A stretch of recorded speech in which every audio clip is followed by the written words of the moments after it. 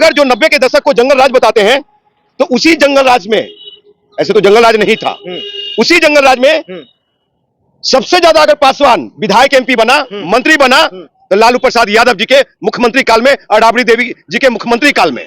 और एक तरफ रामविलास पासवान जी का सुशासन राज था, मंगल राज था, केंद्र में बैठे हुए थे, अपने परिवार के अलावा किसी को भी, एक को भी जगह नहीं। पासवान जी के पिताजी स्वर्गीय रामविलास पासवान जी किसी भी गरीब, शोषित, वंचित दलितों को कुर्सी पे बैठने का अधिकार नहीं दिला पाए, सदन में आज तक बात नहीं किया। लेकिन यही बिहार में माननीय पूर्व मुख्यमंत्री, बिहार का चाणक्य, बिहार का दूसरा अम्बेडकर श्री लालू प्रसाद यादव जी ने गरीब, शोषित, वंचितों को कुर्सी पे बैठने का अधिकार दिया। और ये लोग तो मलाई खाने वाले असली दलित लोगों को भेज रहे हैं, और यहाँ असली 24 कैरेट सोना दलित जो होता ना, उसको भेजा जाता है राज्यसभा, लोकसभा और विधान परिषद में। ये लोग विकास की बात नहीं करेंगे। साहब, शर्म आनी चाहिए बिहार पर।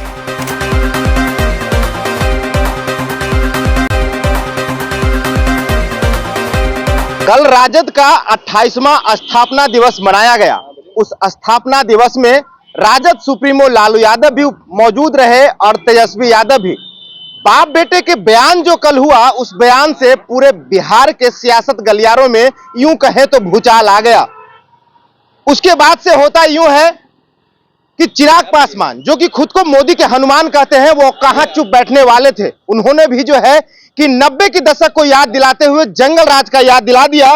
और उस पर हमारे साथ बात करने के लिए राजकुमार पासवान जी हैं, उनसे बात करेंगे और जानेंगे। अब तो चिराग पासवान जंगल राज की याद दिला रहे हैं। देखिए, माननीय मंत्री चिराग पासवान जी को बिहार का इतिहास, भूगोल पता नहीं है, और वो जंगल राज, मंगल राज की तरफ अगर बात करते हैं तो सबसे पहले इतिहास को समझने और जानने की जरूरत है। आपको बता देना चाहता हूं कि जब जब सामाजिक न्याय की सरकार बनी है बिहार में, चाहे उत्तर प्रदेश में हो, तो सामंतवादी लोग जंगल राज, गुंडा राज और ना जाने क्या क्या राज दे करके उसको नामाकरण करते हैं। उसी में से एक चिराग पासवान भी है। आपको बता दूं कि अगर जो 90 के दशक को जंगल राज बताते हैं तो उसी जंगल राज में, ऐसे तो जंगल राज नहीं था, उसी जंगल राज में सबसे ज्यादा अगर पासवान विधायक एमपी बना, मंत्री बना, तो लालू प्रसाद यादव जी के मुख्यमंत्री काल में और राबड़ी देवी जी के मुख्यमंत्री काल में। और एक तरफ रामविलास पासवान जी का सुशासन राज था, मंगल राज था, केंद्र में बैठे हुए थे, अपने परिवार के अलावा किसी को भी, एक को भी जगह नहीं दिया। अच्छा, राजकुमार पासवान जी, यानी कि आप कहना चाह रहे हैं कि अगर वो जंगल राज था तो उसमें रामविलास भी सम्मिलित है? अरे साहब, आपको बता दूं कि चिराग पासवान जी के पिताजी स्वर्गीय रामविलास पासवान जी किसी भी गरीब, शोषित, वंचित दलितों को कुर्सी पे बैठने का अधिकार नहीं दिला पाए, सदन में आज तक बात नहीं किया। लेकिन यही बिहार में माननीय पूर्व मुख्यमंत्री, बिहार का चाणक्य, बिहार का दूसरा अम्बेडकर श्री लालू प्रसाद यादव जी ने गरीब, शोषित, वंचितों को कुर्सी पे बैठने का अधिकार दिया। और ये लोग तो मलाई खाने वाले लोग हैं। जैसे अंग्रेजी हुकूमत में संघ भाजपा, नाथूराम गोडसे लोग मुखबिरी करते थे ना, भाजपा संघ वाले लोग, उसी तरह से ये लोग चाटुकारिता में लगे हुए हैं। केंद्र का भाजपा और संघ के गोद में बैठने वाले लोग और सरकार में बैठने वाले लोग थे ये लोग। तो ये लोग बिहार को दिया क्या है? नाम गिना दूं, सुनिए, आपको बता दूं कि कमल पासवान बिहार में मंत्री भी रहे थे लालू प्रसाद जी के रीजन में, समझे, विधायक भी रहे कई बार। सुरेश पासवान जी, समझे, एक ब्रह्मदेवानंद पासवान जी, जिनको राज्यसभा भेजे लालू प्रसाद यादव जी, ये कितने पासवानों को भेजे, और ना जाने कितने पासवान। लेकिन ये लोक जनशक्ति पार्टी रामविलास पासवान के युवराज बताए, उनके पिताजी ने और उन्होंने कितने पासवानों को भेजा अपने परिवार के अलावा? किसी को भेजा है क्या? दलित में भी वो नकली दलित लोगों को भेज रहे हैं, और यहाँ असली 24 कैरेट सोना दलित जो होता ना, उसको भेजा जाता राज्यसभा, लोकसभा और विधान परिषद में। ये लोग विकास की बात नहीं करेंगे। साहब, शर्म आनी चाहिए बिहार सरकार को और केंद्र सरकार को कि 12 पुल गिर गए।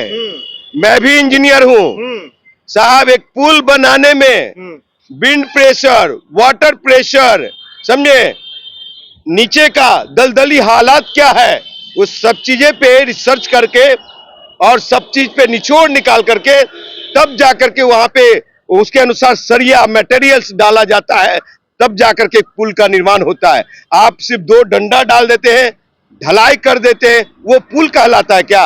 और जिसका कीमत 100 करोड़ से ऊपर, 150 करोड़ से ऊपर, साहब उतने में तो एक गांव में 500 का घर हो तो छत ढला जाएगा, पक्की मकान हो जाएगी नीचे से लेकर ऊपर तक। तो ये भ्रष्टाचार का चरम सीमा पार करे चिराग पासवान, क्या बोलेंगे?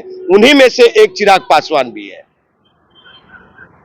कल तेजस्वी यादव मंच से ये कह गए कि बिहार के भरोसे जो है कि भारत में सरकार चल रही है, उसके बावजूद भी जो है कि नीतीश कुमार को किसी के पैरों में गिरना पड़ रहा है। देखिए, बड़ा विडंबना है, खाली करने तक की बात कर दी उन्होंने। बड़ा ही विडंबना है, दुर्भाग्यपूर्ण है कि बिहार के सम्मानीय मुख्यमंत्री नीतीश कुमार जी, जिनका मैं बहुत सम्मान करता हूं, वो देश के प्रधानमंत्री को पैर पकड़ रहे हैं, उनका हाथ खजुला रहे हैं, और एक तरफ स्टैंड होता है कि विशेष राज्य की दर्जा दीजिए।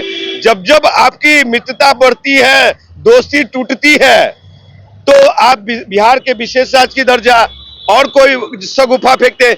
आज से चल रहा है साहब, शर्म आती है अब मुझे बोलते हुए विशेष राज्य की दर्जा। केंद्र में भी एनडीए की सरकार, बिहार में भी एनडीए की सरकार, अब नहीं बिहार को विशेष राज्य की दर्जा तो कब? ऐसे केंद्रीय मंत्रियों को शर्म आनी चाहिए।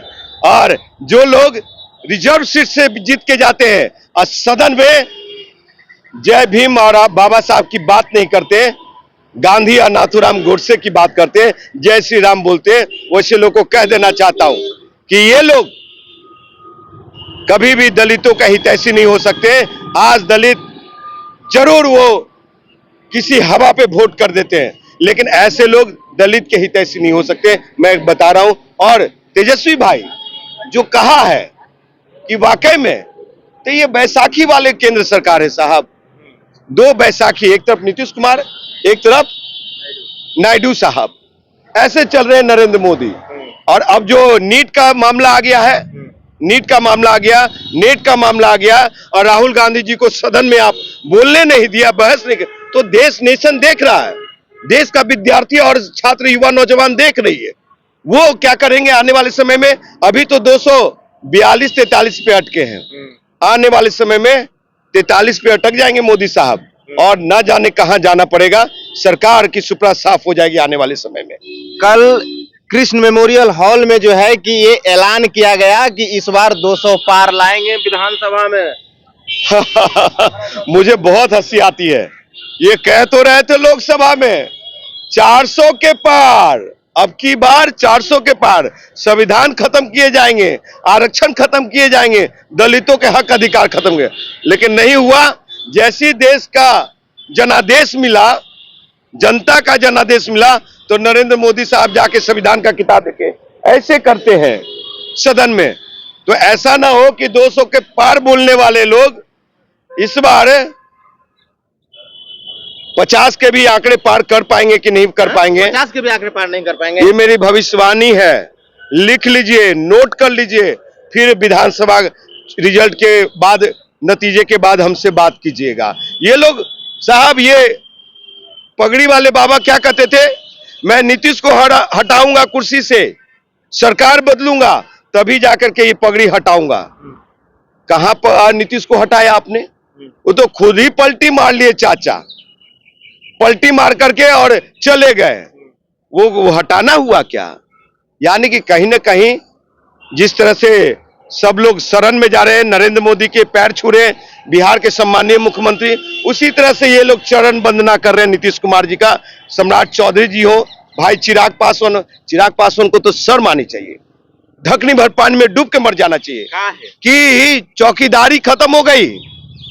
बिहार में पासवानों की चौकीदारी थी, चौकीदारी का इतिहास रहा है, 100 साल का नहीं, 200 साल का नहीं, 300 साल का।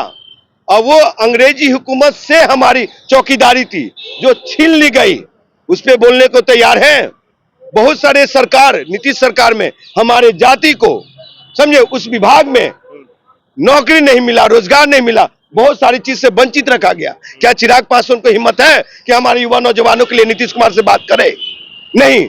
हमारी बेटा बेटियों की हत्या हो जा रही है, उसके सुरक्षा पे बात करने की हिम्मत है? नहीं है। सिर्फ मोदी के हनुमान बने रहेंगे, नकली बिहारी फर्स्ट की बात करेंगे, ये कुछ नहीं है। गट्टो गिलाड़ी चमक छिलो रानी, पार्लियामेंट में कंगना रनावत दिखेगा तो नरेंद्र मोदी साहब से भरत मिलाप करेंगे और नीतीश चाचा को के सामने पासवानों की पकड़ी रख करके शर्मसार करने वाला ये चिराग पासवान है। एक बात बताइए, कहीं नीतीश कुमार जो हैं कि प्रधानमंत्री के पैरों में गिर रहे हैं, उनके हाथ को खुजला रहे हैं, कहीं पुत्र मोह, पुत्र को सेट करने की प्लान? साहब एक चीज बता देता हूं मैं, नीतीश कुमार जी पक्के समाजवादी नेता हैं, लोहियावादी हैं। अगर होता तो निशांत भाई को आज नहीं लगभग 2000 के समय से ही राजनीति में प्रोजेक्ट कर चुके होते हैं। और आपको बता दूं कि 2005 में प्रचंड बहुमत के साथ जेडीयू की सरकार बनी थी। उस समय निशांत को राज्यसभा भेजना बहुत बड़ी बात नहीं थी। आप ये बात बोल रहे हैं तो क्या लालू यादव समाजवादी नहीं है? मैं कहां कर रहा हूं, ये देखिए, बिहार में 3 लोग बहुत अच्छे समाजवादी नेता रहे, जो कि समाज के प्रति उनका श्रद्धा रही, सेवा किया, काम किया, उन लोग के आवाज बने। लालू प्रसाद यादव जी, स्वर्गीय रामविलास पासवान जी, नीतीश कुमार जी और भी बहुत सारे थे।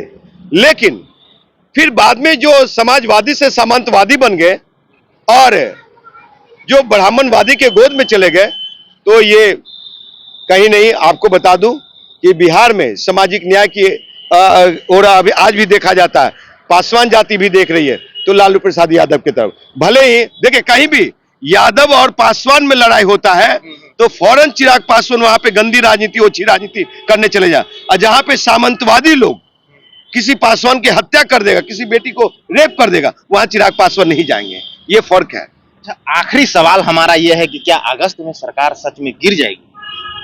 आपको मालूम है कि लालू प्रसाद यादव जी ने कहा है, कहीं ना कहीं तो कुछ बात है, कुछ खेला हो रहा है, कुछ होने वाला है।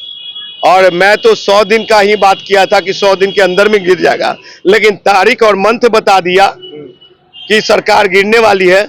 तो लालू प्रसाद यादव जी बड़े नेता हैं, कद्दावर नेताओं में से रहे, चाणक्य कहे जाते हैं वाकई में। और सबसे ज्यादा अगर मिर्ची लगती है तो लालू प्रसाद यादव जी के बातों से नरेंद्र मोदी को और नीतीश कुमार जी को मिर्ची लगती है। तो आप लोगों ने सुना, हमारे साथ राजकुमार पासवान जी थे और इन्होंने ये अगस्त वाली बात पे जो है कि इन्होंने भी मोहर लगा दिया है और इन्होंने कहा कि बिहार के चाणक्य हैं लालू यादव। तो उन्होंने कहा है तो कहीं ना कहीं जो है कि बात में सच्चाई है। लेकिन देखना अब ये होगा कि क्या सच में अगस्त तक सरकार चलती है या अगस्त में सरकार जो है कि धराशायी हो जाती है। चिराग पासवान पे भी खूब बरसे राजकुमार पासवान। अब आपकी क्या राय है? अपनी राय कमेंट बॉक्स में जरूर दें। बने रहें बीकेएम खबर के साथ। जय हिंद, जय बिहार।